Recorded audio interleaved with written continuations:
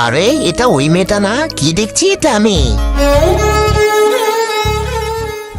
এই মামা, এই ড্রেসটার দাম কত বলো তো? তোমরা এটা কিনতে পারবে না, বুঝছো? এই দোকানদার ভাই কি বলেন এগুলা? ওটার দাম শুনলে তো নেটওয়ার্কের বাইরে চলে যাবেন এক্ষুনি। আপনি কথা অনেক বেশি বলেন। এই চল রে টুম্পা, এখন আমি একটা ড্রেস বানাতে চলেছি। বাংলাদেশের ইতিহাসে এটাই হবে সর্বপ্রথম কোনো পলিথিনের ড্রেস। টুম্পার স্কুলে একটা প্রোগ্রাম আছে, তার জন্যই আমি কিনতে গিয়েছিলাম ওই ড্রেসটা। কিন্তু দোকানদারের যে ব্যবহার, ওকে এবার দেখাবো। মা, সুন্দর করে তৈরি করো কিন্তু। নো টেনশন মাম্মা।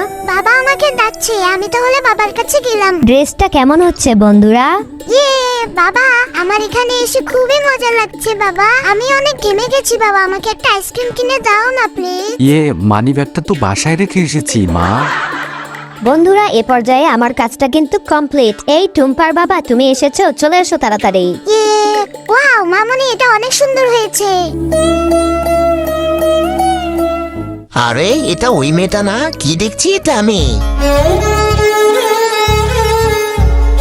সরি ম্যাডাম, আমার ভুল হয়েছে। আমি অবশ্যই আপনাকে লাইক সাবস্ক্রাইব করে দেব। এই ছাড় আমাকে, যারা ভালো তারা এমনিতেই লাইক সাবস্ক্রাইব করে দেবে, তোর মতো করবে না, বুঝছিস? ছোট্ট বন্ধুরা, তোমরা যারা সাবস্ক্রাইব করে দিয়েছো তারা প্লিজ বেল আইকনটাও প্রেস করে দাও,